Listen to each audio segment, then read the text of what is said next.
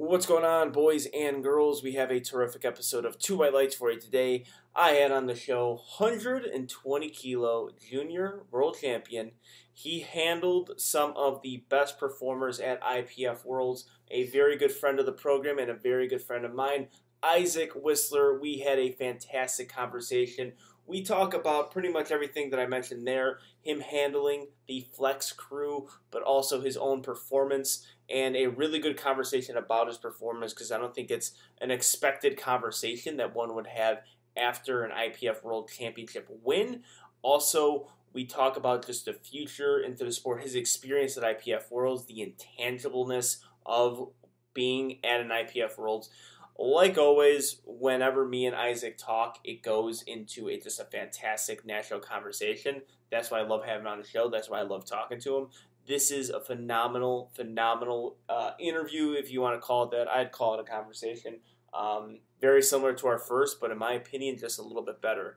Awesome conversation. I know you guys are going to love it because everyone loves them some Isaac Whistler. But before we get into that, got to talk to you guys about something that everyone definitely loves, and that is Left Floor Bros. Ladies and gentlemen, visit leftfloorbros.com. Follow Left Floor Bros Apparel on Instagram and get yourself the best powerlifting merchandise in the sport. Everything they drop has been beautiful, fantastic, dope, whatever you want to say. It has been awesome. They just released some joggers and tank tops and dad hat. That entire tee, that entire fit, my girlfriend made me change it because I just looked too good. She could not concentrate how good I looked. It is jogger season. It is fall. Make sure you are getting everything on that drop and including all the other designs that they have. Use promo code 2WL15 to save yourself some money. That is promo code 2WL15.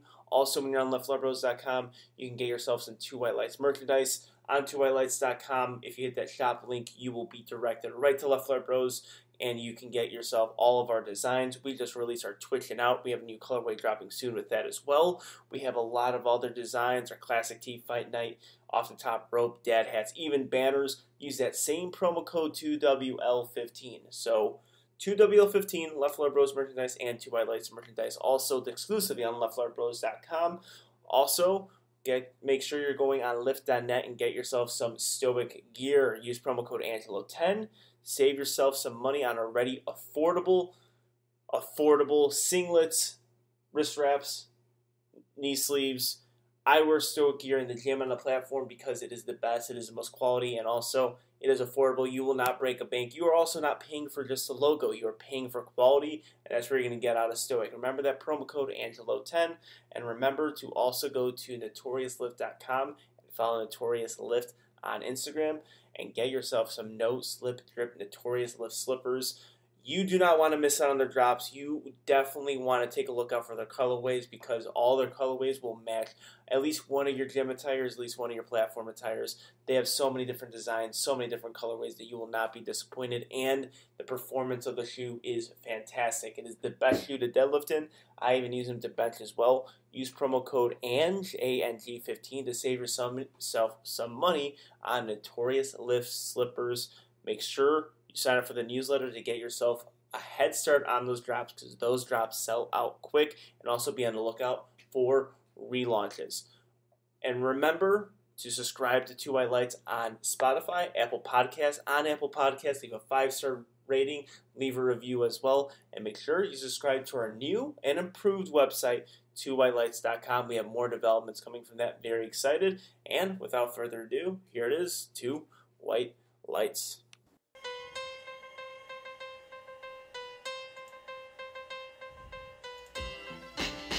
Ooh, baby, I like it raw. Yeah, baby, I like it raw. Ooh, baby, I like it raw. Baby, I like it raw. Shimmy, shimmy, y'all, shimmy, yam, shimmy, yeah. Give me the mic so I can take it away. Both on the natural charge, bon voyage. Yeah, from the home of the Dodger Brooklyn squad. And as promised, I got with me a Two White Lights favorite, a favorite of mine, and someone that I can honestly say is a world champion. Isaac Whistler, how are you, man? I'm great. Doing good.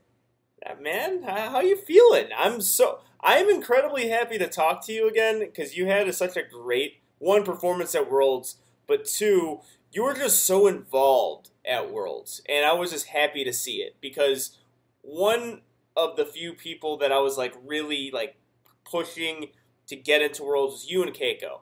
And it looks like you two just really relish in it. So how is it? Is it like a come down effect? So firstly, I like talking to you, so thanks for having me on. Thanks, man. Always appreciate the Angelo conversations. Thanks, Mr. Whistler. Honestly, like, yeah, I mean, it's to be in the same field as Keiko is also a very big accomplishment. So thank you for that.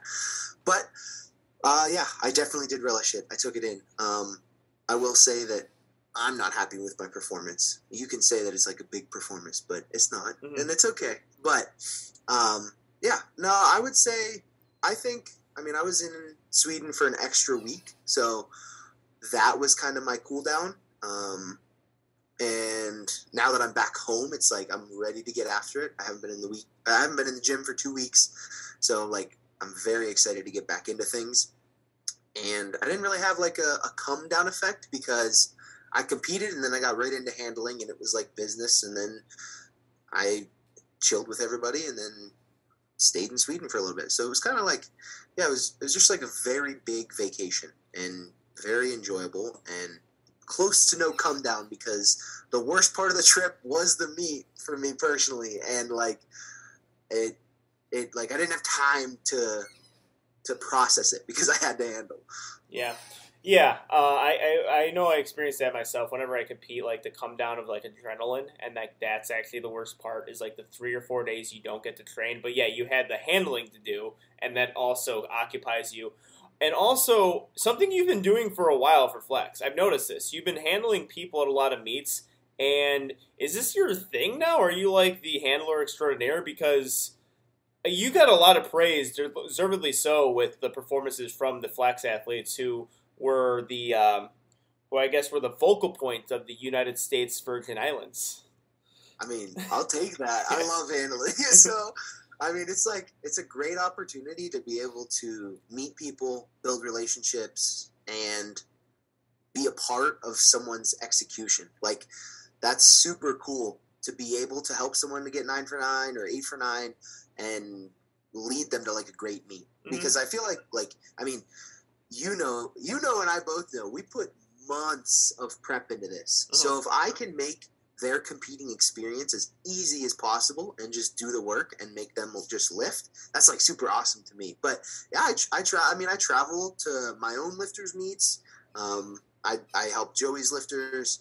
So it's kind of, I mean, if I could take on the role as personal handler, I'll gladly take that. Yeah, game day handling is a skill, man. It's like head coaching in football. It's really a skill to have, and also it's a very appreciated thing in powerlifting. Because when I've handled people before, they're just happy that I did it, even though you have a coaching background. I really don't have a coaching background, but the fact that I'm just there, making sure it's an easy meet for them.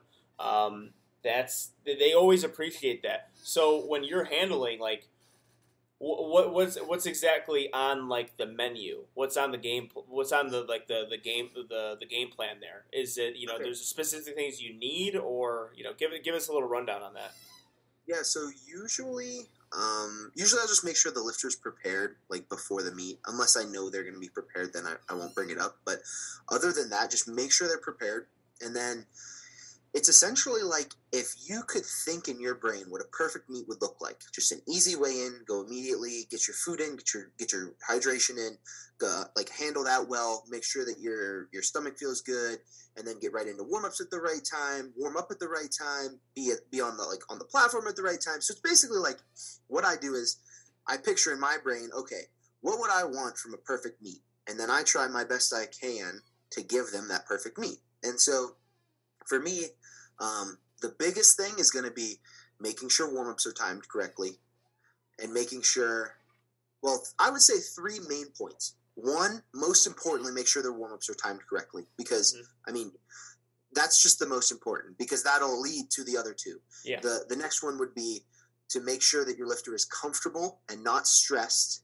And then the last one is to make sure that you meet all of their needs. Those two are kind of tied, but you want to make sure that all of their needs are taken care of. So I served for 4 years. So like making sure people's needs are taken care of is I'm used to that. It was my job. So handling comes very natural to me, and I feel like I'm in my element because it's like I'm literally just serving a table, but I'm serving a lifter in something that I do, right? We both compete, so I know what it's like to compete. So it's like all those things, and then basically the rest just takes care of itself.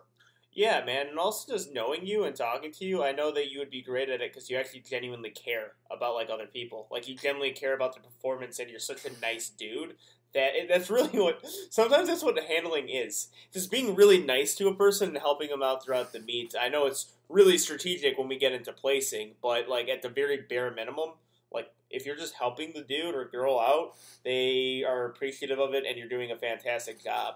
Like I remember the first time I handled someone. I was just at a meet spectating it, and by the way, not good coaching here. The coach was competing that day, and he had an athlete compete on the same day on a different platform, and he's like, hey, can you handle my guy? And I'm like, I can. What's the plan? And they're like, oh, just follow what he says. And that was his first competition. He had no idea, like, exactly what to do as far as attempts go. And I'm like, okay, this is a weird situation to be in, like, because I really don't know what this guy's top end is on squat, bench, and deadlift. So, this is going to be an adventure here. But really, the funny thing is, because and also, I, like, completely undershot his third attempt squat. Like, we left, like, 10.5 to 12 kilos on the platform. Oh my it was God. Bad. Yeah, we left a lot of kilos on the platform. That was a fucking crazy squat, but shit, we undershot it like it was like an RT8 we accidentally hit. So I'm like, I don't want to make like a 25 kilo jump from second to third.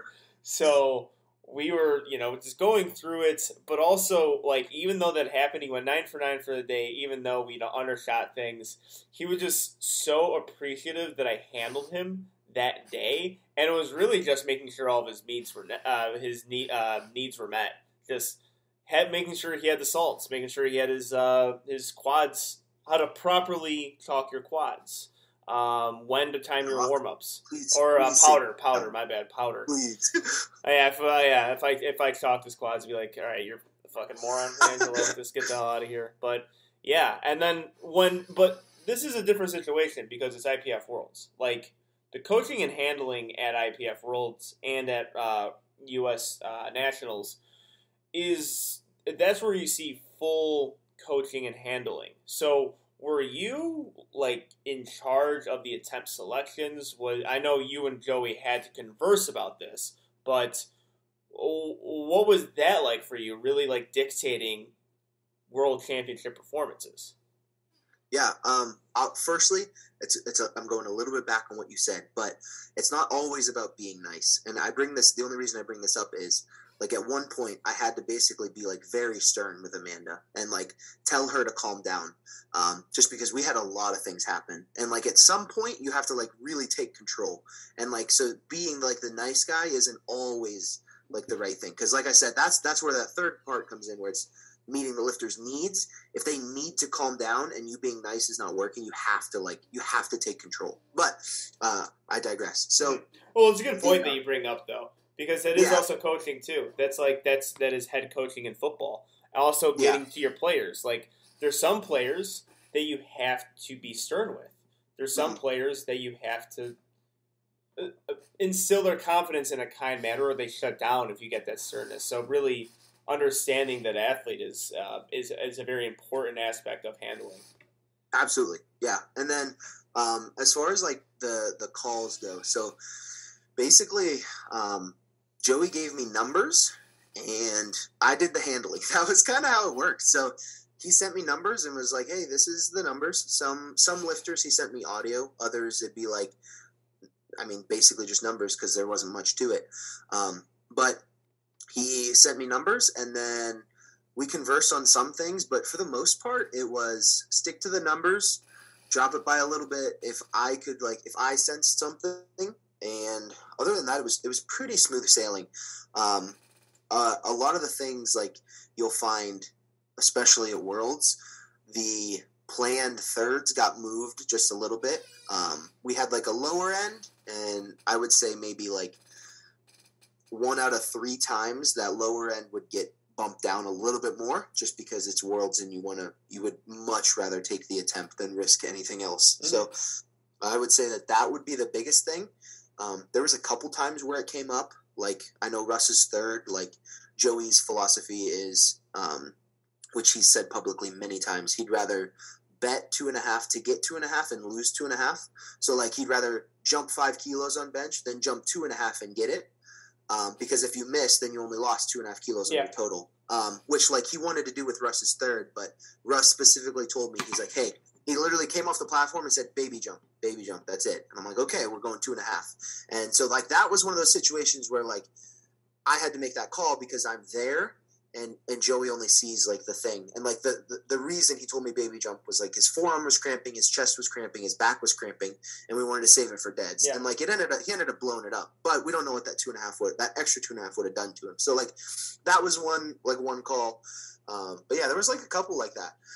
And that's just, like, I mean, you have to be there. Like, you can't. That's one of those things where, like, you can watch a video all you want, but if you're not there reading the energy of the lifter, you're not going to get it. This is the absolute main argument in getting camera crews behind the curtains and in the back to actually see the handling and coaching going on, because that is possibly the most interesting thing of powerlifting meets, is watching the interactions between coaches and athletes and seeing how they're playing it out. Like, I mean, I think the first experience I got of that was the Arnold, and I was blown away by it. I'm like, oh, this is what coaching is, huh?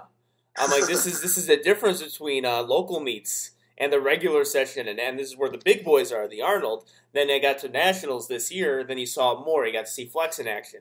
You got to see the TSA guys. You got to see the strength guys. You got to see Matt Gary do it. You got to see my coach do it, like, and really work on the competitiveness and call those numbers. And a lot of the things you said with you was like, I saw that throughout the day, and that's like the kind of the sign of good coaching and really understanding your lifter and what to do as far as the strategy goes, because that's one of the things that's so lost in powerlifting, and we don't get to see it, and it pisses me off. I'm going to try to convince USAPL, so just get a camera crew behind there and just like try to see these conversations, try to see what's going on, because coaches are looking at other people too.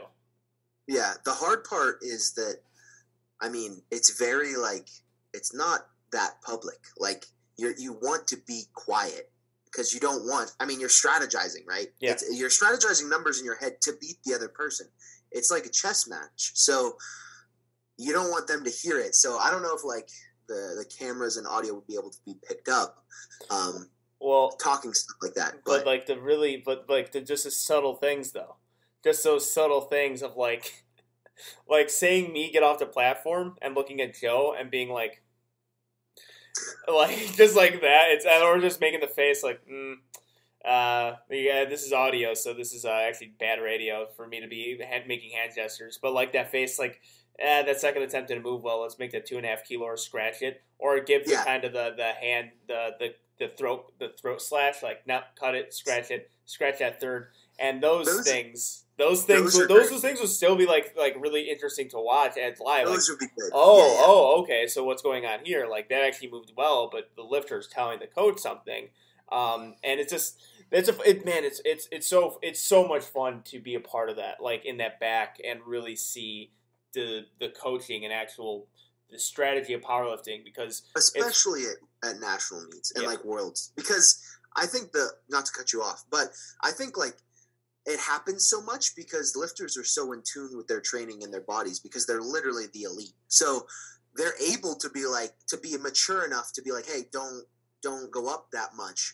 when on paper it says to go up that much. And that's where, like, an intermediate lifter would miss, because they just be like, oh, I'll go lower end, maybe in the middle, and then they fail. But like an elite lifter can adjust on the day, because they want that 9 for 9 and build the total. And like, that's where those elite interactions like come in. Yeah, for sure. It's one thing to see like these amazing accomplishments on the platform and see big weights, but I think there's something to be said about the strategy of powerlifting. Like, it is something that's not talked about enough.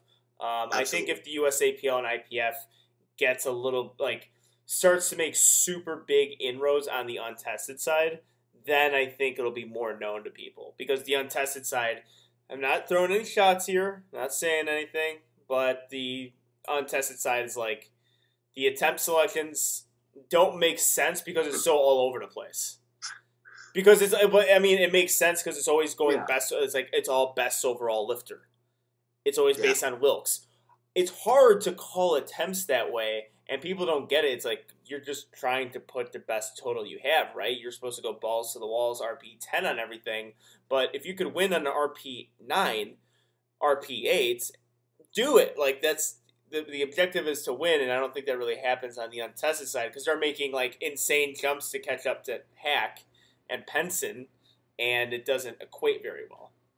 No, it's very hard. And like we had a situation that came in with Amanda actually. Yeah, I was gonna ask that's the hardest thing is best overall lifter because it's not like you're going head to head with someone. You're going based off formula and at another time that person competes. Yeah, so luckily we like Laya competed before Amanda, which is who Amanda was competing with. So she competed before her, so we knew the number she had to hit. So we put in Amanda's second squat as the world record because that was an objective that she wanted to hit. So we broke that on her second. If not, we would have went a little bit lighter. Me and Joey both talked about it. We would have went just a little bit lighter to set her up for a better third. So I don't know if you've heard what happened with Amanda, but she ended up like throwing up before the meet, and it was like she had a rough time. So there was a lot that was going on. So she definitely could have been set up a little bit better, but we went for her second, and it was a little bit harder than we would have wanted. Me and Joey both talked about it for what we thought we would have wanted in for the third, and we had to reach a little bit because that's what she needed for best lifter, and so we put a little bit too much on the bar. Now, the problem was that we had Amanda's weight in as 84 kg. I mean, it was like Joey and Amanda. They were doing all the best lifter calculation stuff. I was just kind of on the sidelines picking numbers. But they had the weight in as 84 kg, and she weighed in at 83.2. So she knew what she, like, as a girl, she knows, like, what she's going to bench, right? Because girls aren't just going to get 5 kilos on a bench. Like, it just doesn't happen, right? So she knew that top end was 287. If she gets 292, then like that's fucking like that's great, which ended up happening somehow. So we knew it was 287 was the number, and then for deadlifts, it was basically like she knew like that top end range. So we knew we needed to hit that number for squats, but that was with her weight in as 84. So after bench, we ended up getting an extra 2.5 kilo on bench. So she only like was planning to get 287, but bench was feeling great for her, so she ended up getting 292, or 293, whatever it is, which was a meet PR for her. So that was awesome. So then going into deads, after adjusting with the correct number, she ended up pulling for best lifter on her second, got it on her second. I think she beat Laya by 0.06. Super close. 0.006. What's that? Super close, razor thin. Yeah. So she beat her on her second pull. And then it was basically over, and she was like super excited, like, oh my god, I got best lifter, like hugging people, and like, I mean, she probably was like excited and like celebrating for probably like 6 minutes, and I think she was 3 lifters out, and I said, Amanda, like you gotta get focused now. You have one more lift.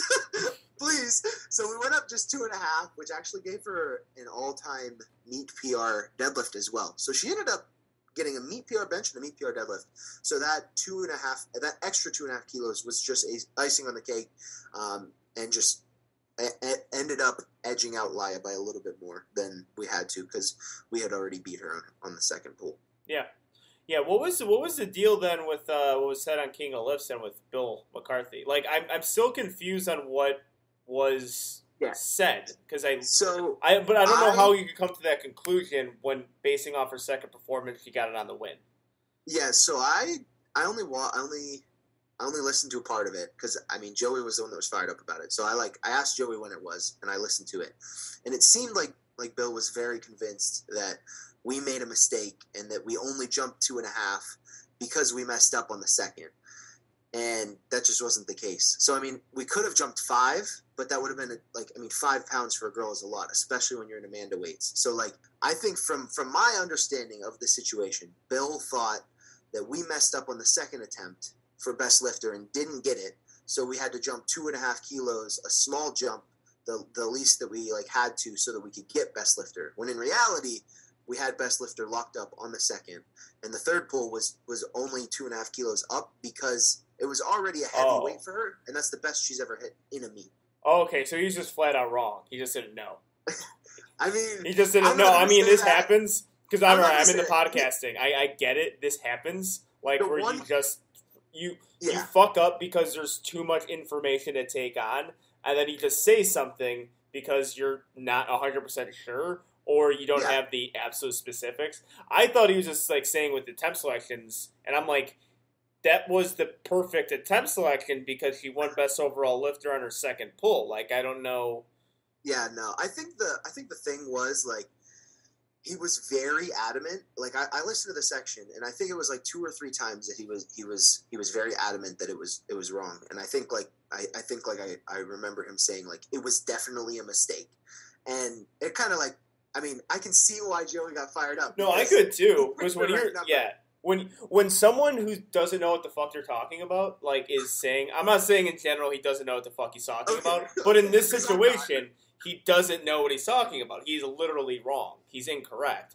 And you say it with such certainty, it pisses people off. Like, I totally get that. Like, if someone said that, I'm like, you are wrong and you're acting so confident that you're right, it's making me annoyed. If they were like, I'm not sure what happened here, but did they get the second attempt wrong, then it's like, okay. Yeah. But when you say definitely they fucked up, it's like, all right, you're saying with too much confidence, and because of your confidence, I'm getting pissed.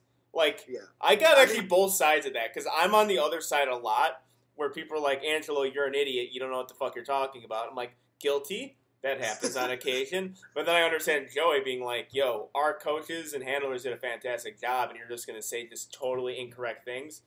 I'm a little annoyed by that. So I'm like, I understand, like, both sides of that. Yeah, I'm very non-confrontational. I'm just in the middle. So.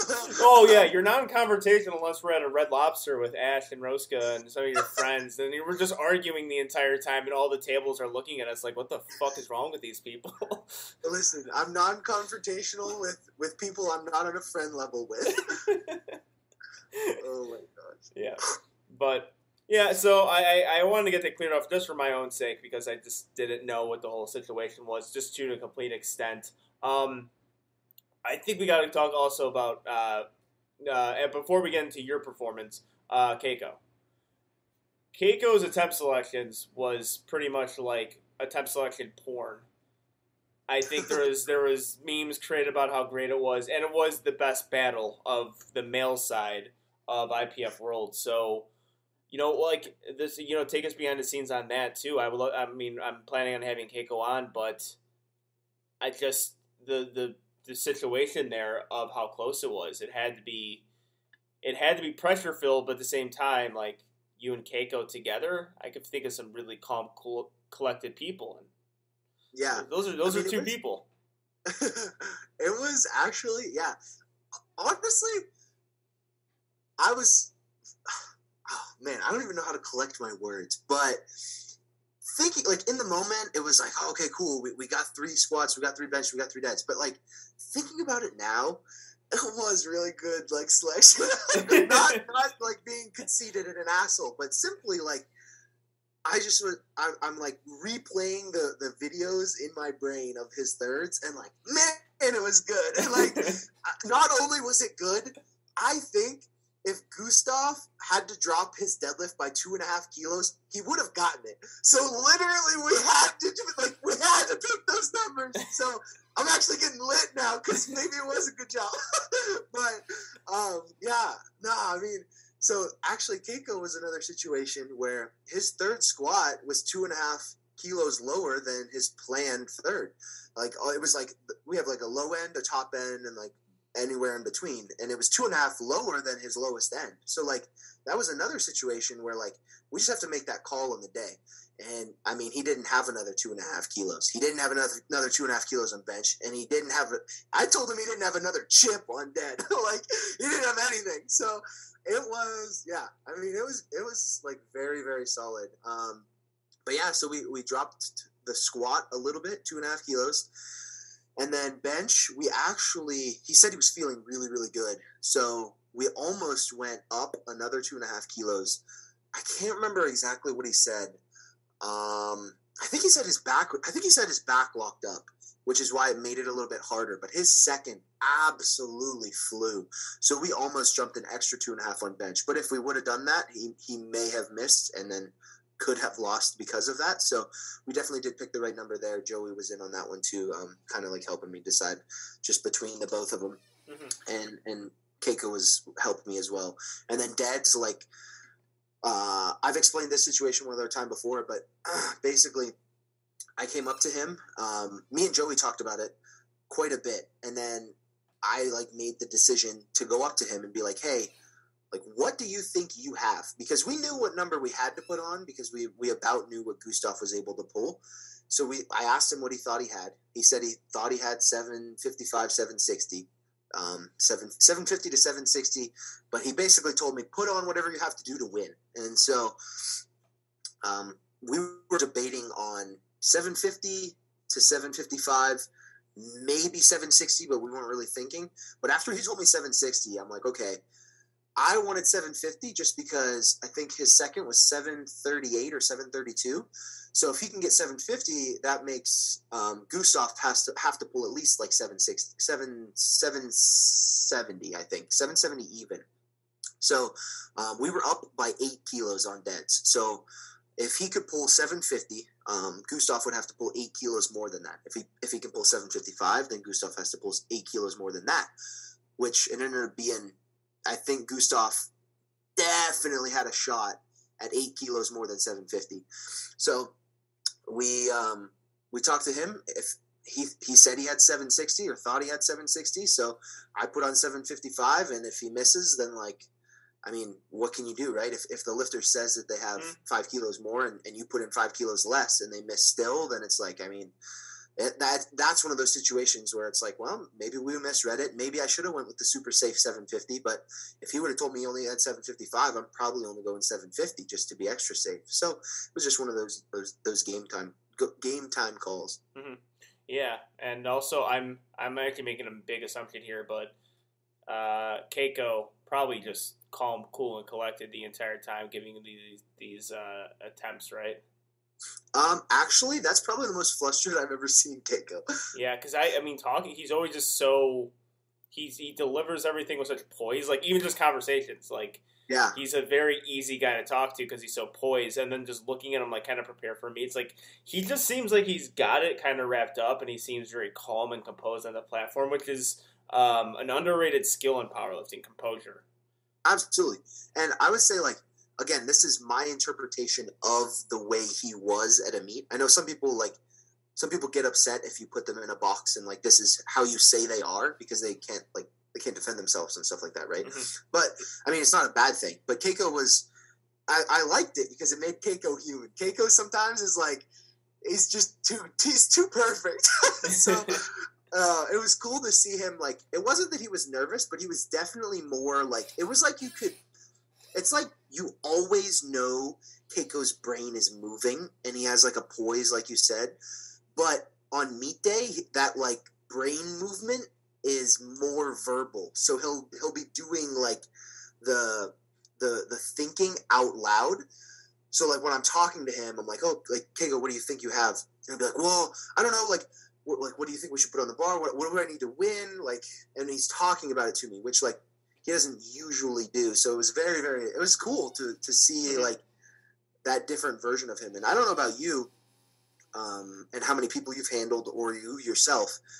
People become different people on meet day. And that's not to say it's a bad thing, but I mean, there's a difference between competing and just in the gym or not even in the gym, just out at wherever, right? There's like, some people have a switch and they become like an asshole or like some people that like deal with their nerves by being excited and like laughing, and that's me. So like if you see me on meet day just getting lit, like it's because I'm comfortable and we're out here about to lift some weights. But then other people is like business, and they just go in and lift the weights and like don't talk to me, lift my weights, and that's it. We do the work. So, and not to say that any of those are bad, but people definitely act a little bit differently on meet day, and I think that's another cool part. Is like you don't see that. That's like it's like a pureness with handling somebody is you get to see because they're in like primal mode. They're in like a different like they're just different. Yeah, so you get to see that. Yeah, it's game day stuff. You know, like that's stuff I saw in sports growing up in my life. Is people who are in practice and people are in game day. Like I'm the opposite from. I'm like kind of stern in the gym. But on meet day, I got to be like a little bit looser. I got to be more relaxed. I got to like just make sure and that's kind of how I calm down. But in the gym, I'm a little more stoic and a little bit more like into my, sternness and the kind of like, all right, let's not fuck around. Let's not goof around today. But then the meet's like completely different. And it is interesting to see that. It's like and also when you know the people, like when you that's another cool thing. This is just from a competitor standpoint. When you know the person and you're competing with them, and then you know how they act just normally, like every single time, but then you actually see them on meet day, and it's just like a completely different human being. Like it's actually almost a humorous thing at times. Like it's funny to see them like act in that environment. Like what are you doing? Like that's not how you act. It is. It's not how you act around me, man. Like what's with it? And it's because it's it's a meet day shit. Like it's when you get to actually warm up and compete with people, and especially because it feels like we all know each other now. That's a great thing, I guess, about the whole social media shit. Like we kind of know each other just based on conversations, and we're always just fucking around. But then on meet day, like you either get the people who still fuck around, and then. Like, hey, you know who was Jesus? Jesus. Oh, even though I kind of know how like serious he can get, but like when I saw him in nationals on meet day, I'm like, okay, I'm just gonna give him a fist bump and then fucking leave because he does not want to like hear me make any jokes right now. Correct. Like he does not want to hear my shit. Like I'm like, what's up, Mega? Boom, I'm out. I'm like, I'm gonna go spectate. Like I'm not gonna even give you a pep talk. Like you would probably he'll probably be like, man, get out of here. Like, I don't fucking need that shit. He was hyper focused. Yeah. He just kept his music in and like I'd tell him when to warm up and then he'd do it early. And I'm like, Jesus, stop! You're going too fast.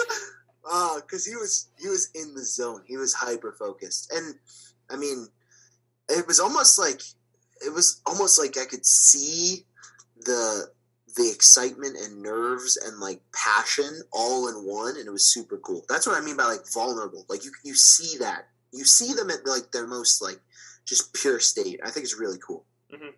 Yeah. Because like you, like maybe your gym presence is how people view you, right? Yeah. But in reality, I see the actual Angelo because we're friends and like we talk, and like that's the meet day Angelo. And like I think a lot of people's internal emotions and feelings come out on meet day, which I think is a very pure and special like thing.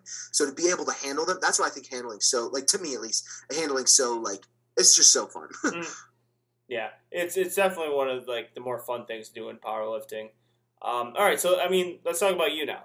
You're a junior world champion. What does this worlds mean to you? Because I know that you have wanted to do it for such a long time, and you're finally there. Just describe your feelings, man. Okay. I have yet to say this. I was gonna make this in my post. I have yet to even make a recap yet because I've yet to come to terms with my performance. But I'm gonna say this to you. In my eyes, I lost. Just straight up. So to me, I love that people have worlds as like this is the thing they want to go to and they idealize. It's basically our Olympics. That's very cool to me. It's very pure. It gives a lot of people. I love when people have a passion because I'm very passionate. So I love when people have something that they really want to go after or they have something that keeps them motivated. For me, it's to be the best 120 junior ever. And I'm a far ways from that. And I know that there are people that are trying to get that. And I understand that, and I understand I need to be better. I have a lot of time to do it, and if I don't do it, it's okay. I understand that, but I really want that. So that has always been my worlds to some people, right? A lot of people, their thing is worlds. Mine is to be the best drug-tested 120 junior ever. And so records are what I chase. And so I am not close to those right now, especially in my world's performance right now. So that was kind of a hit on the ego. And I've had a meet PR for 7 meets in a row over almost close, I think over 2 years. I've had a meet PR total every meet, and I did not meet PR this total. So it hurts. So in my eyes, I mean, I lost. Like, especially getting, like, I mean, I looked at the numbers. I would have got 9th in the Open, and that's just, I mean, that's bad. I mean, you can be like, oh, 9th in the world, whatever. That's bad. It's not good. So, I mean, it comes down to just, I straight up need to be better. And I mean, I'm already focusing on that, and I'm so excited to get back to training. But yeah, I mean, I'm not happy. I'm not happy at all with it. That's the first squat I've failed in over a year and a half. I had to call the bench just because of my pec, and like, I'm more annoyed with that than anything. I'm glad I did that, because who knows, maybe I would have read the tour, whatever, like hurt it again, and it feels pretty okay now. Definitely not healthy, but I'm excited to get that to be healthy. And then deads were okay. I would have liked a little bit more on that, but we kind of tapped those out, so I was happy with that. But overall, yeah, I actually am extremely disappointed. That's the worst meet I've ever done, objectively and like in my own eyes. 6 for 8, basically 6 for 9. I've never done worse than 7 for 9. It just hurt the ego, especially failing the squat on strength. Like, I've only ever done that one other time in a meet, and that was the only lift I missed. And I went what, 8 for 9. So, and I like had a huge bench PR, a huge deadlift PR, a huge meet PR. So like, this was like, oh, I failed a squat.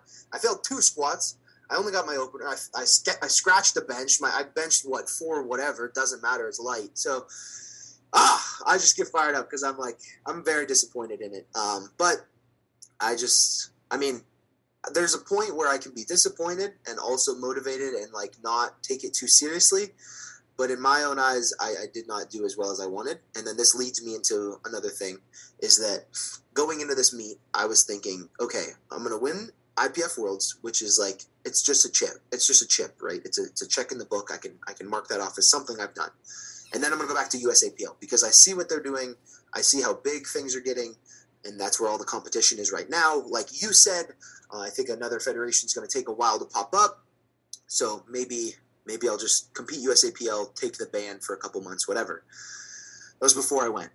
But now that I've competed and got my humble pie and also just had that experience, I'm going to go back. I'm going to do whatever it takes to go back. So, that was something that I was fully like, this is my last one, until I literally right after I did it, I was like, I cannot end on this note. And any other meet is not the same. And I know that you've heard people talk about the vibes at Worlds, and it feels different. I know the listeners will not see me look into your eyes and tell you this with the intent that I'm going to tell you.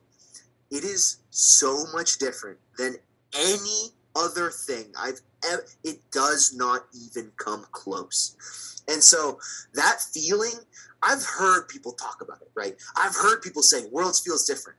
The adventure and the travel and the experience, it's different, it's special, and blah blah blah, right? And you get this thought of what it's going to be like.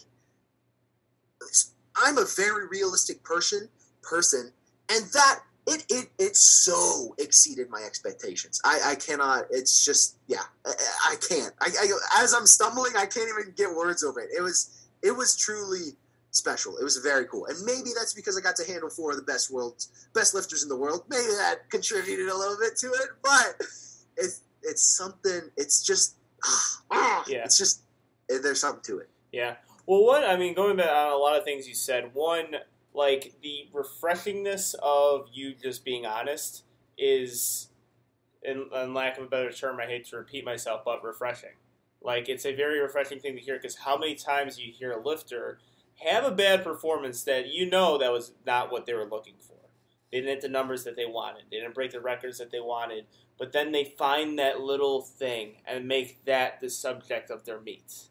Like, I came in to do this, and that was the goal. I had a bad meet, but we accomplished our goal. Like, it's a cope. That wasn't what they wanted to do. They didn't want to total that, but they got to say it now, because it's hard to come to reality that they didn't exceed the goal or accomplish the goal that they set out for themselves. So it's nice to hear you say, like, I won, I'm a junior world champion, but it's not a good performance for me, and I want to improve upon that, and, it doesn't leave a good taste in your mouth.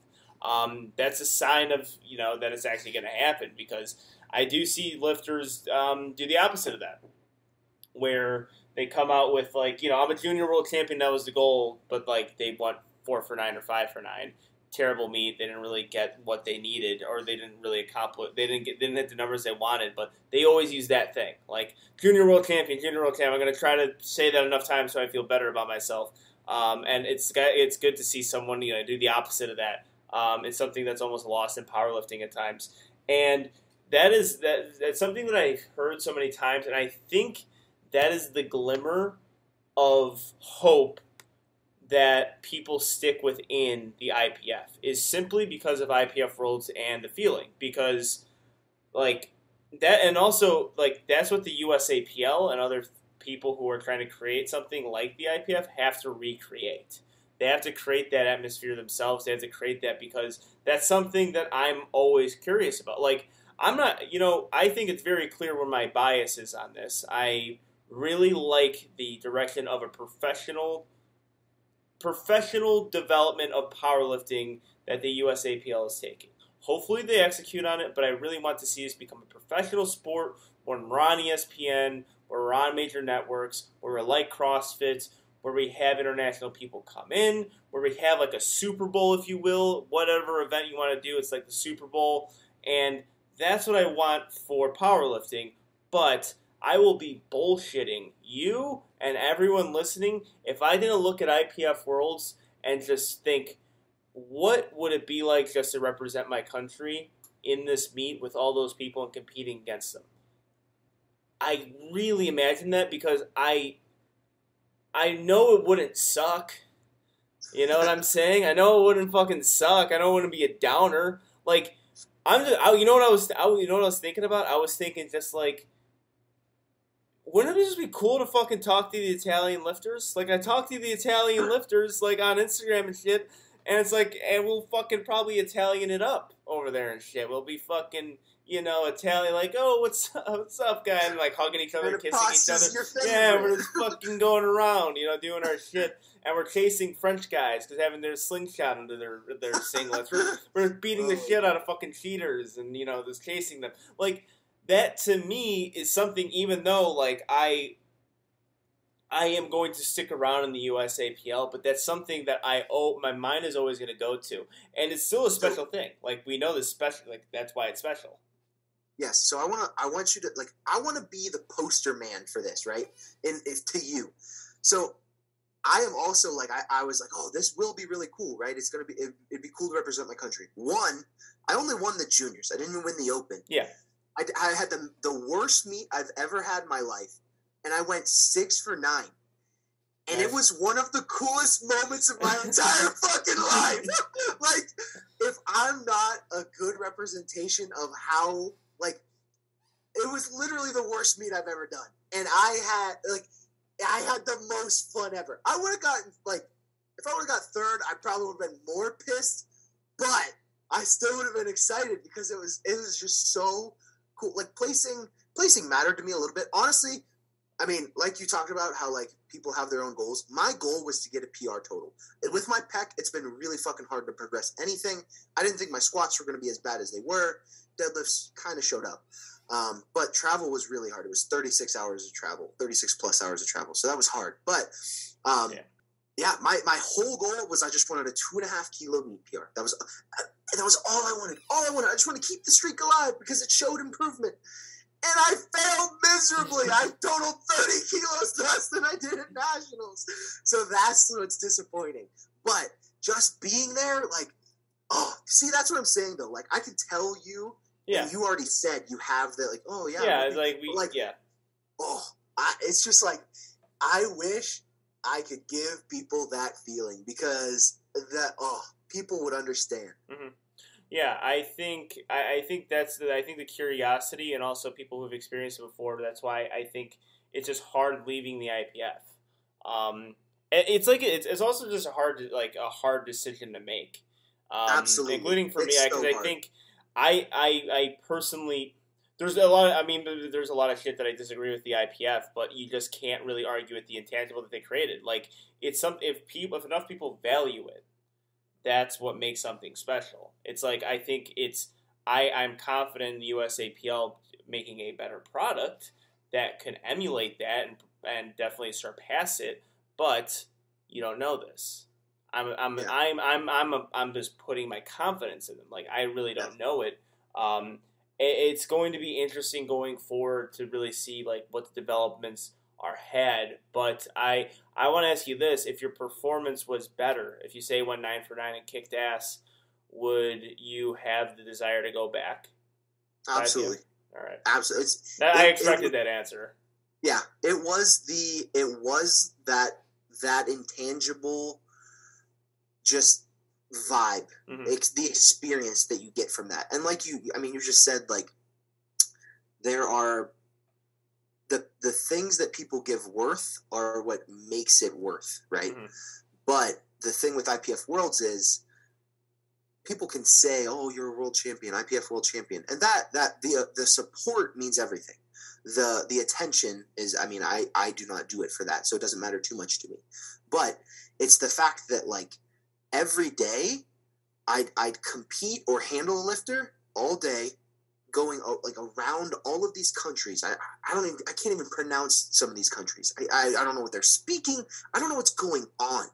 And then we would go out to dinner with like the French team, and then I went out to dinner with the Great Britain team, and I hung out with the Irish team at one point for a little bit. And you're hanging out with a group of people that are just as passionate as you from a whole different country. And not only that, you're in a whole different country. I'm in Sweden. I don't know what the is going on. I don't know how to read the signs. I don't know how to order food. I don't know what their groceries are. And that's part of it. And like, maybe the Pro Series brings in international lifters, but I promise you it will not be the same until until the Pro Series can be somewhere in a different country, because that's what makes it special. This is kind of my vision for it, which I think you, because you're younger, for me it's going to be like this thing where I'm just hoping to leave it better, because, like, it could be like I'm 34 years old when this happens, and this is my desire for it, because I don't know how long these things take for development. Be David Ricks, baby. Oh yeah, I'm a young 28. I've got a lot of youthful vigor still in me, but Also, I don't want it to come off as like I'm like anti USAPL. I'm pro anything. I'm pro I'm pro powerlifting. I think most people in this situation, because that's why I don't feed a bunch of bullshit on this podcast, because I'm not going to sit here and say like, I'm going to say fuck the IPF with a lot of their decisions they made, but I've been fuck the USAPL and a lot of decisions they made. I mean, if you want to listen to a few podcasts, like, that's this thing. Like, I'm the lifter. I am the lifter. I'm the every lifter. Like, if you guys lift weights, I'm probably exactly like you. I have a lot of opinions, and they're just all over the place, and I can be a cynic sometimes with those too. But if you listen to podcasts, definitely have bashed the USAPL before with decisions they made, because I don't agree with them, and definitely bash the IPF, more so the IPF recently, but that doesn't make me a whole super set in my ways. I lost my train of thought. What the fuck was I saying? Pro Series and my development. Like, what I want to see is what we have in professional sports already. Which, you have your professional sports, you get your championships. You get your Super Bowls. You get your World Series and all that shit. You get your heavyweight. I mean, even individual sports, you get your heavyweight championships. You get your weight class titles. I still want to see an international presence, and it's not only because you don't. I'm saying international presence not because they're here. I want to see something like the IPF attached to it. Professional sports has that. In the NBA, you win your championship, you can play for the Olympic team. In baseball, you have the World Baseball Classic. In FIFA, you have it. You have this thing. I want a Pro Series, and also I want IPF Worlds. I want everything. Dude, that was the cool thing with USAPL Nationals and then the IPF. Yes, because I want it all. That's what people are understanding. You get fucking banned from competing USAPL now. We're fucking banned. We're banned from the powerlifting Olympics. Well, this is exactly why I don't like the IPF a lot of times. Because of that. I don't like that rule. I hate that rule. It's stupid. I fucking hate it. It's a dumb goddamn rule. It needs to go away. It's stupid. And to USAPL's credit, sorry if I'm being an apologist here, they offered a Pro Series along with an IPF to the IPF, and they said no. Yeah. That was my dream. That's what I wanted. I wanted powerlifting needs to be a professional sport, and it's not about the money. I'm sick of hearing people say it's about the money. It's not about the money. It's about just progressing the sport to a professional level. This is what the sport needs. The money is secondary to that, but a professional-looking sport is the number one objective. And an international presence is a perfect way to cap it all off. That's what I want in sport. That is my goal. And you know what? I'm confident it can still happen. I'm not losing faith in this. If I'm 37 years old and it happens, fantastic. I'm happy. That means I'm one of the origin members of powerlifting, because that's exactly what I want. Yeah, I mean, especially the top lifters, money is. We do not get this. We do not get in it for the money. No one has ever gotten powerlifting for the money, because if you did, you're insane. Because you don't get into powerlifting for money. But like, if you look at John Hack moved to USPA for money. So from my understanding, from my you're right on. I'm just saying, if we got into powerlifting for money, it's like, well, no one has ever done. I think everyone. I'm going to make a very bold claim here. Everyone got into it just to lift weights initially. I disagree highly with that, actually. Really? For powerlifting? What would the other incentive be? I think to make money from powerlifting was my thing. I think a lot of people get into this too. I got into powerlifting to not to make money, but to make a career out of it, which I absolutely did. So, I mean, I think a lot of younger lifters too, they'll see Russ and they get into it because they think, okay, I can make money from powerlifting. Here's the thing. I don't think that's their main objective ever. I think it's a hobby or a passion that they also man, I can make money off this. And it's a great idea.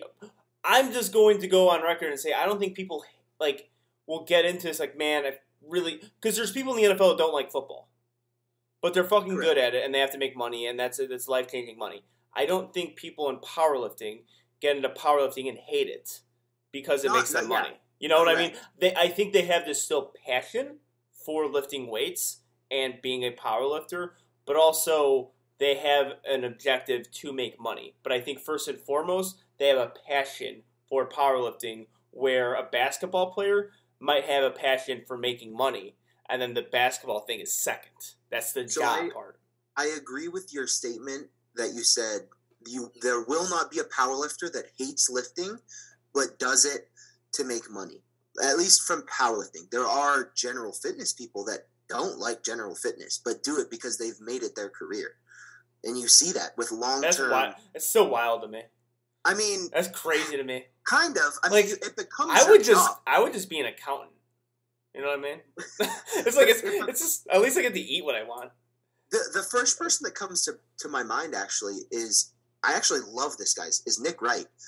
And he ended up leaving, and now he's a full-time day trader. And I really like Nick Wright a lot. I look up to him a little bit, actually. He's I mean, what he's done has been super fucking cool.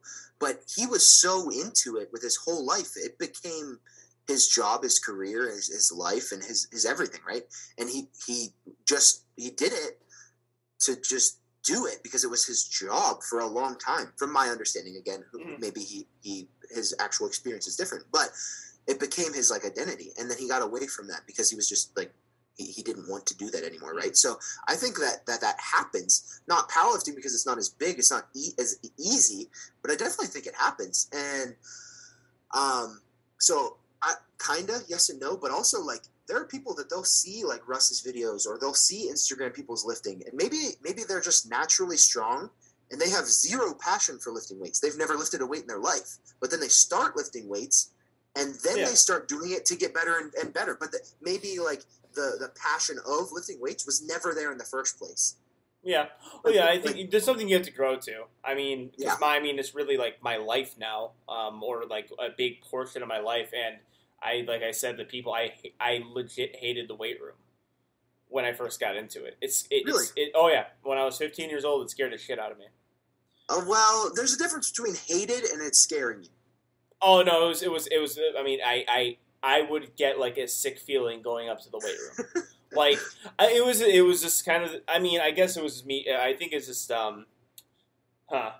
growing up in the era of still like bullying, where bullying is kind of taken like I was still in the era of bullying where like you're 14, 15 years old and you have to work out with like grown adults in a football weight room, and you're just sitting there like I gotta just muscle through this and not show any pain and not show any embarrassment because I'm gonna get made fun of no matter what. And like going through that every single day, I think is what made me hate the weight room.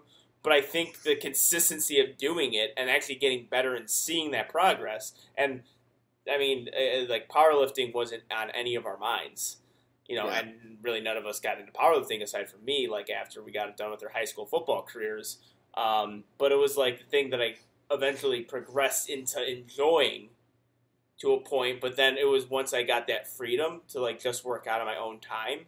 That's when I really loved weightlifting.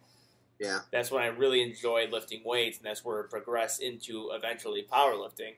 But, like, yeah, I disliked the weight room tremendously when I first started, up until I was, like, 16 years old.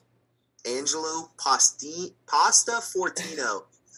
Going from a 14-year-old crying doing dumbbell curls to a bronze medal, baby. Yeah. Well, I mean, yeah, it's like a funny thing going back on it, like the high school days, like getting stapled by hilarious weight, but also like actually like seeing, like going back on it, like seeing the potential that I just didn't know that would be my life 10 years later. It's like I squatted, I think when I was 15 years old, 275. Like, to a good squat. And, like, that's a good weight to start at. And then the coach was like, damn, that was actually pretty damn good. Like, you actually have good technique and form. And it just turns out, I was like, now that's completely my thing. It's just lifting weights and then trying my best to have perfect form on things. And I think that also, I think that that's something, like, lifters that share. It's like all the high-level ones, too. Even them. I think the incentive there to make money is there.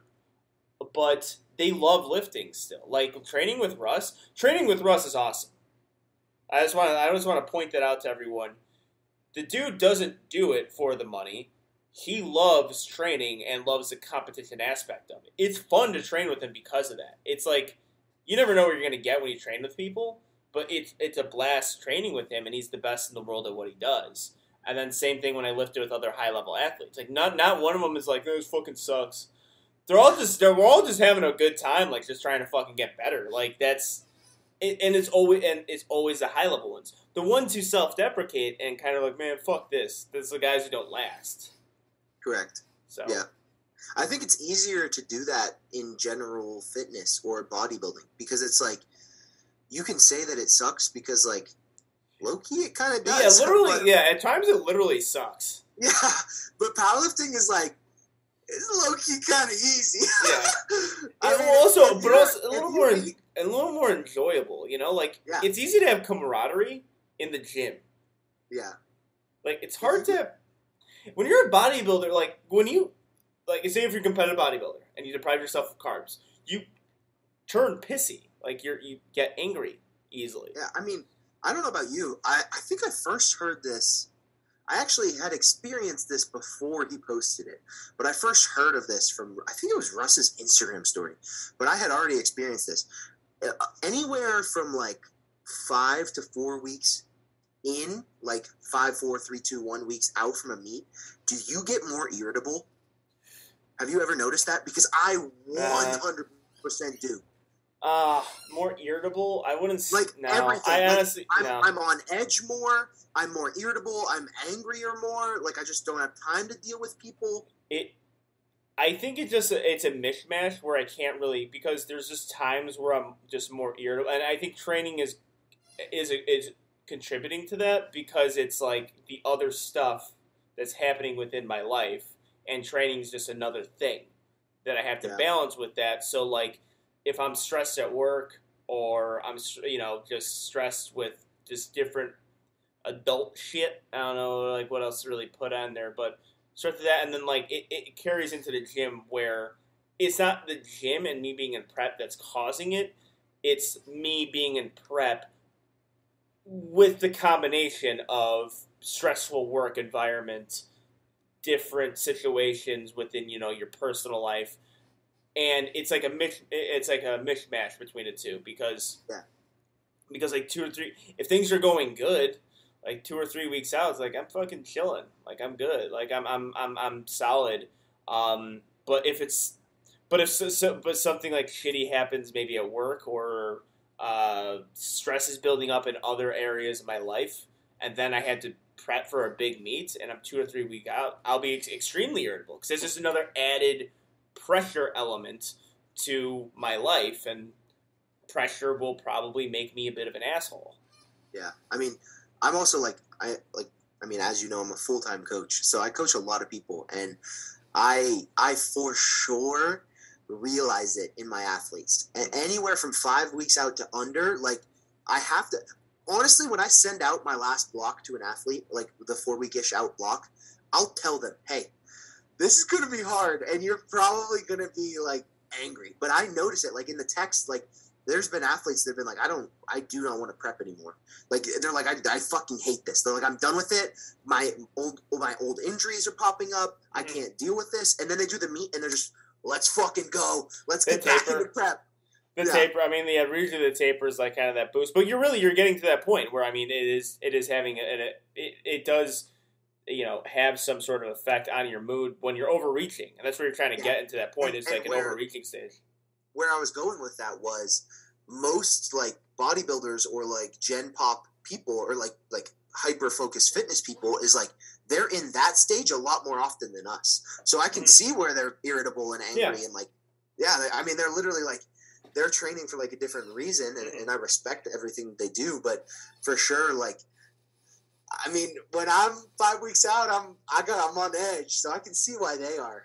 Yeah. Absolutely. Well, I'm as you were saying that, I was trying to think of like different meets that I've done, like the Arnold, yes, and that was another added pressure kind of thing, because that was like, man, if I suck at this meet, maybe I'm just not as good a powerlifter as people think, because that was kind of the meet that I wanted to be propelled into the top 5 and break a record and all that kind of stuff.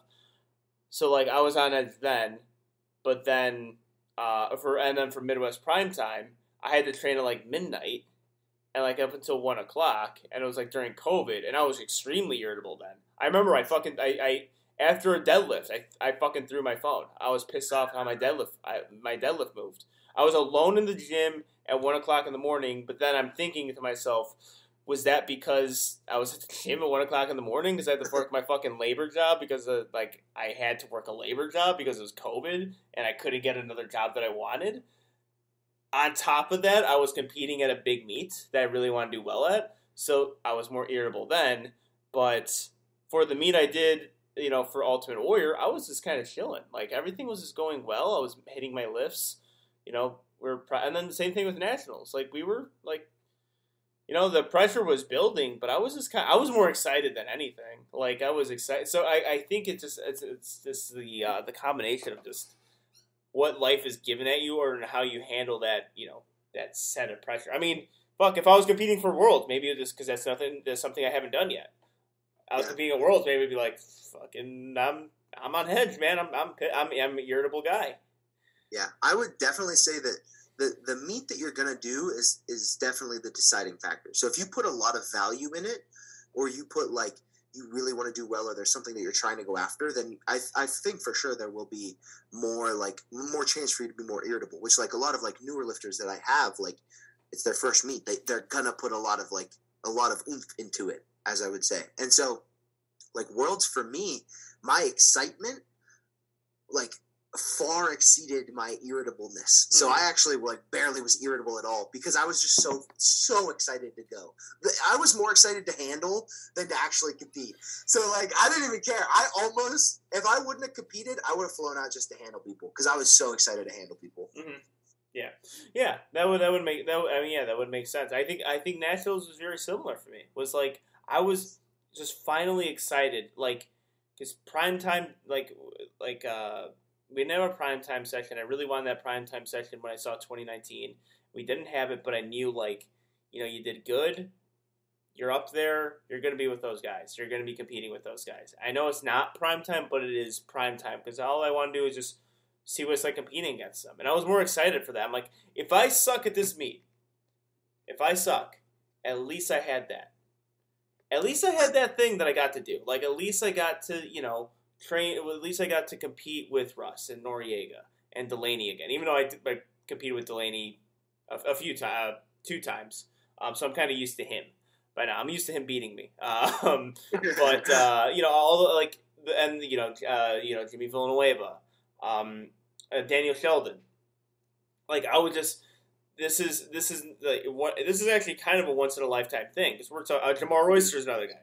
Like this is once a once in a lifetime thing. Like to train with all each other, like to compete with each other. Like, and we are legit talking here about like 6 of the best, and fucking Deuce Gruden too. I was actually kind of starstruck when I saw Deuce. Like this is one of the only times in my career potentially that I'm competing with legit like. The 7 best 83 kilo lifters in the world, not just the USAPL, but like the world. Especially now that things are broken up. Yeah, yeah, for sure. And if I sucked, it's like at least I got to do that. That's like if I went 3 for 9, like it was cool. It was cool sharing the platform with all those guys in the back, I guess. Like even though it came in a bad performance, like I think that like throughout my training was like. That excitement was still there, and like there was still a bright spot at the end of the tunnel, even like with all because negative thoughts do come into your mind when you're training. Like so now, do you have now after nationals? Did you still have the I need to get better? I'm happy with my progress. I did everything I wanted to do, but I need to get better kind of vibes. Or were you pretty happy? Oh yeah, there's never been a thing. I mean, I was happy for. I think I said I might have said it to you, but I think when I was on King of Lifts, the happiness of accomplishing something in powerlifting for me lasts 24 hours. It's just 24 hours of gratification because there's always something. There's always something to get better at. We accomplished our goal, getting top 3. That was our goal to podium at Raw Nationals, PR the total. I'll do all that shit.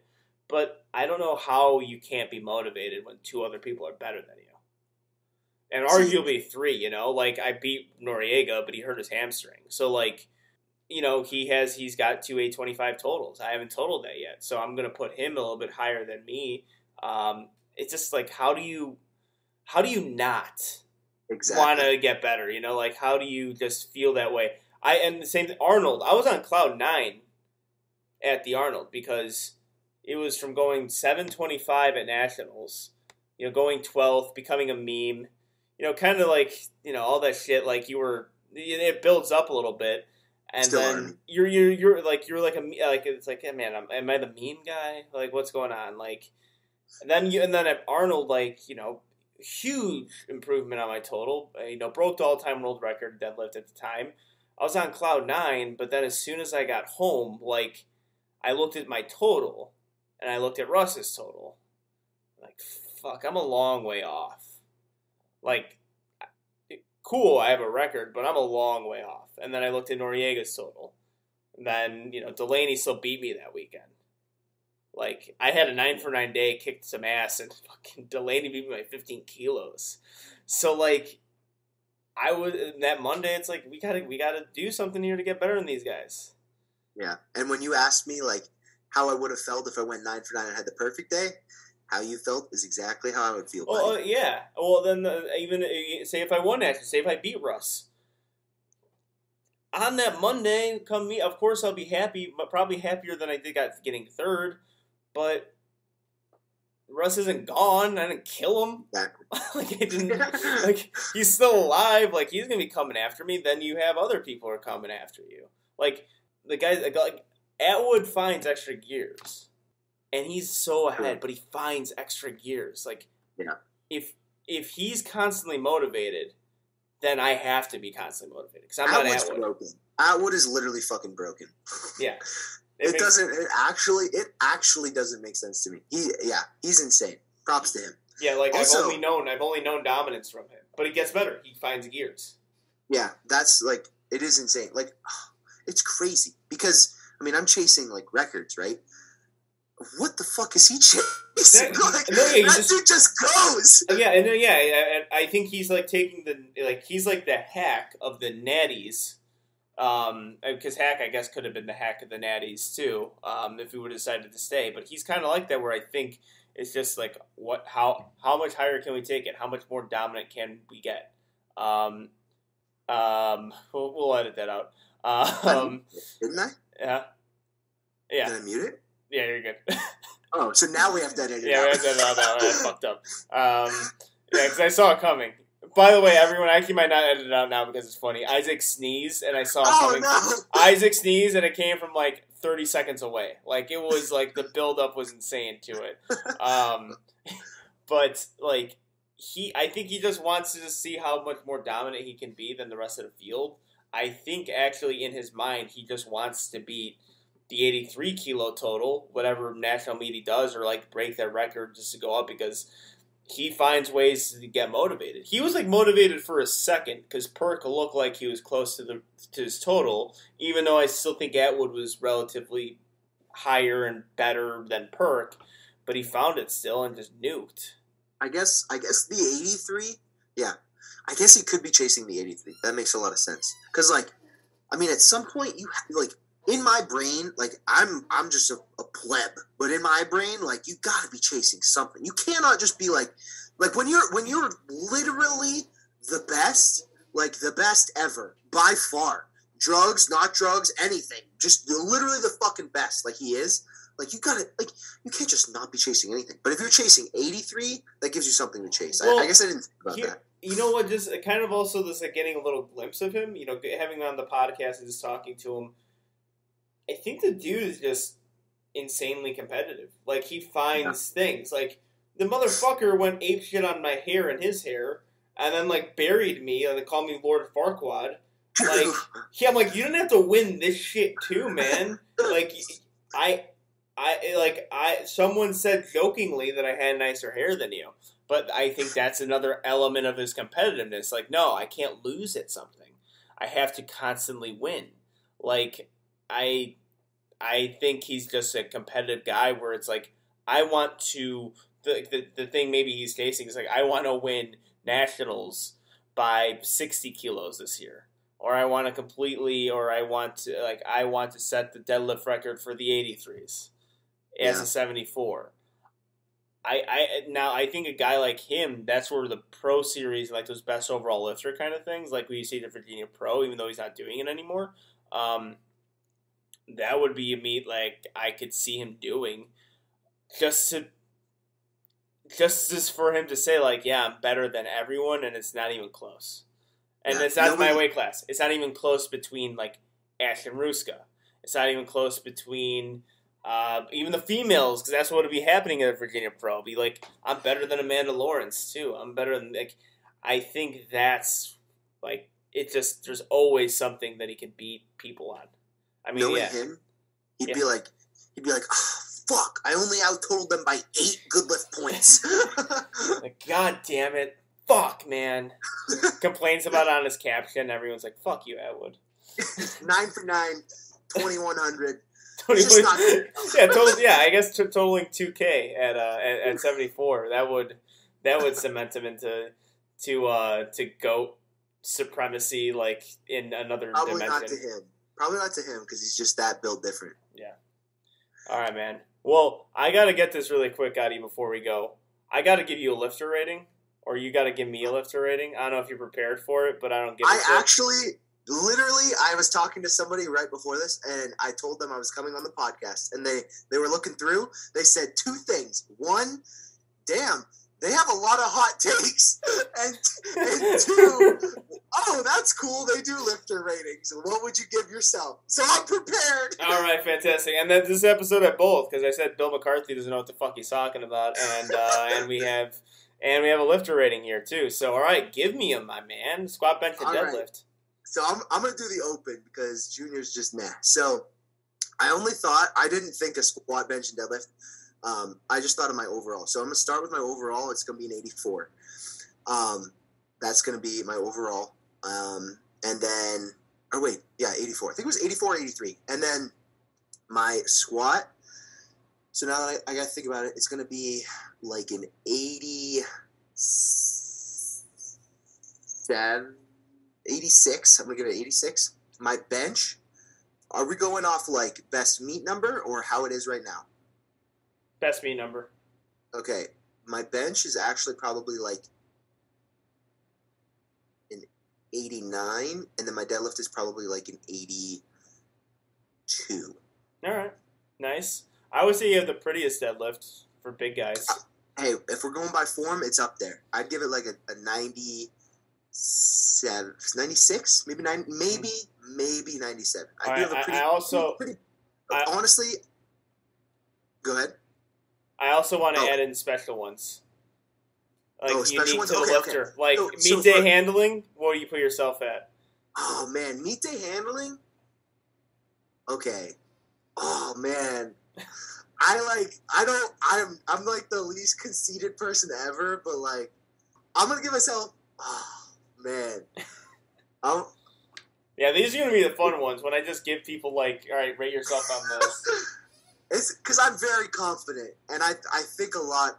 Honestly, I'm gonna give myself a 98. I was bouncing between a 98 and a 97. I'm gonna give myself a 98. I deserve it. Yes, you do. Yes, you do. I'm patting myself on the back, which I usually don't do. Yeah, very good. I like that. I like that a lot. So, all right, give me those numbers again. You said squat was. Oh, squat 86. Okay. Bench was 80. Or no. Bench was 90. 90. And then 82 deadlift. 82. And then the special category of meet day handling is a 84 90. overall, and then 98 for the handling. Fantastic. All right, Man, well, the Oracle... Shit, that's going to start some shit up. Maybe I should go 97. Nope. What? Yeah. That'll do it. Like, oh, he gave himself a 97. If he would have given himself a 98, motherfucker would have been so mad. No, but that's how I think. I'm okay with a 97, but a 98? Are you serious? That would. You know what though? Based on some of the lifter ratings we do, that's some of the arguments we get in the comments because they're like off by like 2 overall points, and I'm like, I love you guys for commenting, but I also hate you because you're just making me mad by being difficult. Like they're like, are you sure? I mean, of course it was Russ. Of course, so I'm going to argue with Russ. The rating that Russ gave himself, not me giving Russ. So they're talking about his deadlift, like because his deadlift was at like a 95 or something, which is a fantastic. I think you got to put him at 98. I'm like, so you're 3 points off. So he was like, you got to put him at 97. I'm like, okay, so how about 96? Are you happy with the 90? It's 2 points off, motherfucker. Like, it's not that big of a deal. It's not. We're not talking. If there's not a 5-point difference, we're on the same page here. Think of the numbers as like your total. Think of a 1% change in your total. That's a lot. Yeah. It's not just 98 to 97. That's a whole 10% change.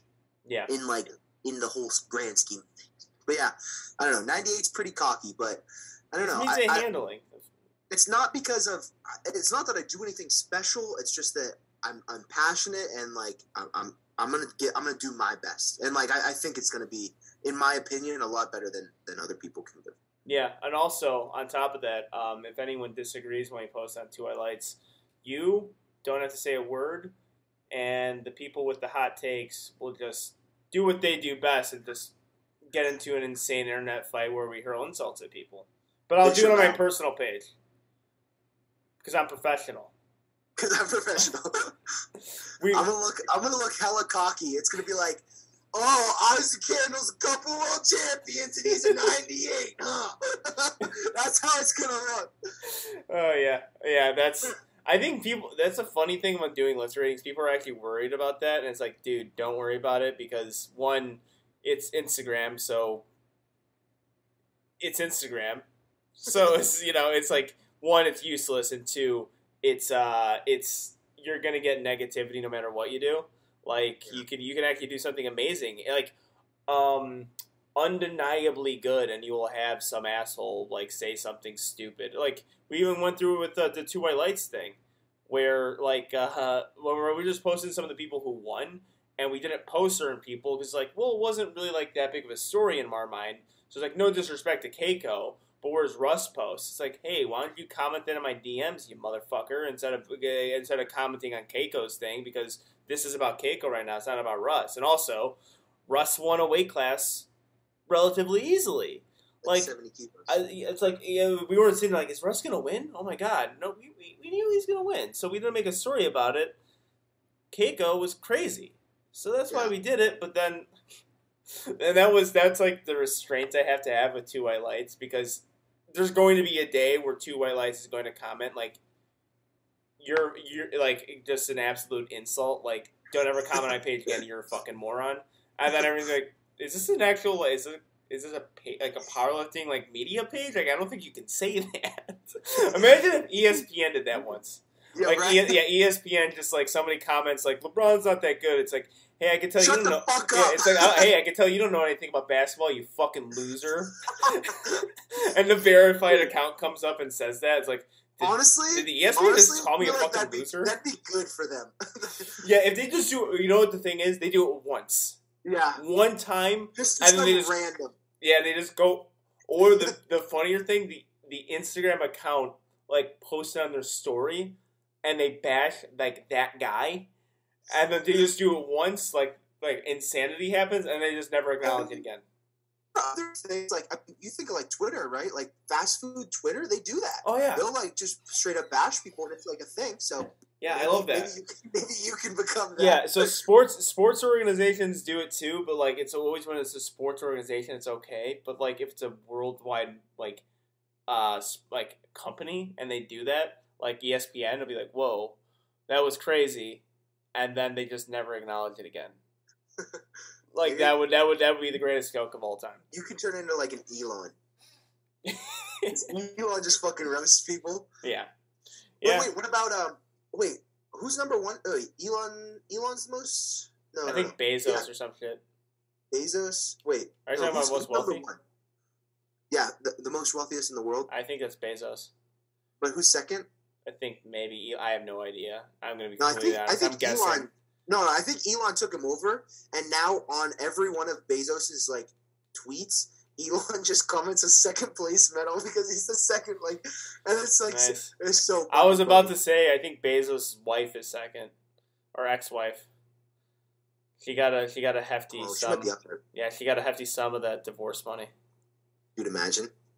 I'd be so. I am imagining it. I'm imagining marrying Jeff Bezos right now, so I can just get. I wonder if he thinks I'm handsome because that would be great to divorce him and get even only like $10 million. Even though I know I'm worth more than that, but just get like we'll settle on $10 million. I'm not going to be too greedy. I could make a whole living off of.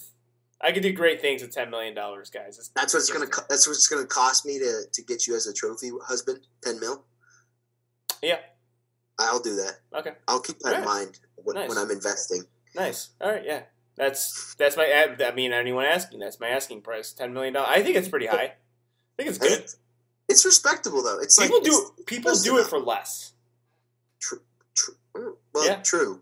But Trophy wives, at least. Yeah. They do it for less. People do it for more. That too. I'm in the middle there. Always be in the middle. Well, not a saying that you should be saying. Always be in the middle there. Yeah, that seems like a not Angela saying, actually. Yeah. Always Hold on. I find myself on the middle a lot. I don't have crazy opinions. I just say fuck. You are not in the middle a lot. What you do is you go to one side, and then you'll be like, but the other side has this, so I'm not actually that far on the other side. Yeah. When in reality you are. I am going to disagree with that. Just based on if we're going IPF and USAPL, I think there is a much slander on Two White Lights history on the USAPL than IPF. You think that there's what? There's as much slander in the USAPL if we go through the archives and Two White Lights than the IPF, as far as opinions go. Yeah, but like your opinion of the USAPL is higher than the IPF. And of course, definitely. No, I agree with that. That's what I'm saying. But you're not saying that the IPF is bad because you'll say, well, the IPF isn't bad. I just disagree with some of the things they say. Yeah. That's what you'll say. But then you'll be like, yeah, I fucking love the USAPL, though. I love what they're doing. Never said that in my life. Aside from now, because there's now an incentive for me. True. Yeah. Yeah. By the way, guys, I'm a sellout too. I don't know if you guys knew this, but I literally listed myself at $10 million. There's a price, True. and it's set at 10. Use my code on Stoic, on 110%, and on the USA Powerlifting's apparel. Not an official sponsor yet of Two White Lights, 110%. That is coming soon. Be on the lookout. I'm saying Angela's code. Yeah, that's the athlete code. But yes, Stoic, Notorious, Leffler Bros, anyone, McDonald's. McDonald's, Coca-Cola, Barilla. Oh yeah, I sold out super quick. I actually almost got canceled for that because apparently Barilla said some like bad things about gay people, and I was like, "Oh shit, really?" And I was like, "Guys, I'm not really fucking like, guys, I'm not a sponsor." I legit had someone DM me like, "How can you support this?" I'm like, "You're not getting the joke here that I'm not actually sponsored by Barilla." I'm like, "Did you?" Amazing what JoJo's Photoshops can do for people because True. It was just a Photoshop picture. But I was like, no, I'm not actually sponsored by Barilla, guys. I thought you got the joke, but apparently it was lost in some. And I'm like, oh, by the way, didn't know that they were a little homophobic. Didn't know that. Didn't go deep into the history and the nuances of Barilla. Sorry, guys, that's on me. Hey, the Raiders did, so they got you covered. Yes, they did some digging there. I can't wait. What I'm hoping for is powerlifting to get big enough. Oh, no. Where 10 years later they look at the crazy shit we said on Instagram and being like, well, Gatorade has to drop Isaac Whistler now because he said some crazy shit in a group chat. So, and they just go through all of our things like, oh yeah, powerlifting was a different place 10 years ago. True. Oh my gosh, true. Yeah, maybe we already have to be careful because Angela is going to take us to the promised land of a pro series that's going to be like the Super Bowl, and then we're all going to go to the Olympics. Yeah, that's the goal. I would love to be the reason why, but then also potentially get the entire sport canceled. Well, for you, yeah. Yeah, for me. Hopefully someone will be there like to kind of take helms. Like that's actually Steve Denovi's job. That's like, True. Yeah, Steve is like the guy who's the Godfather. Yeah, he's like, yeah, he comes in and he gets he has like the good PR relations, is Steve. So, he always good PR performance. Yeah, Pete, very good. Hey, that pun went right over my head. I can't believe that wasn't intentional on my part. All right, brother. I gotta close this up. It's always awesome having you on Two White Lights. You are one of our favorites because we always get into just random conversations for about 45 minutes. That was just all over the place. We do that. Yeah. It was good. It was good, man. I wish you luck in everything. We're definitely going to talk. Definitely going to see what you do next. Can't wait to see you again, of course. Yes, There will be very another excited. time. Like, who knows when that is, but it's probably going to be soon. If you head up to Collegiate Nationals, Yes, I actually am thinking about. There's like a TSS meet in December or something like that. Everybody's going to it. fantastic. If you'll be It's in there. December. Yeah, or Yeah. Second week. I want to say December second 6th week. or 14th or 11th or something like that. Yeah, But yeah, might be going to that. I don't know. I'll be in San Antonio for that. That'll be a good time. All right, man. Have fun. Thank you for coming on. We'll see you guys later. Peace. Absolutely. Thank you.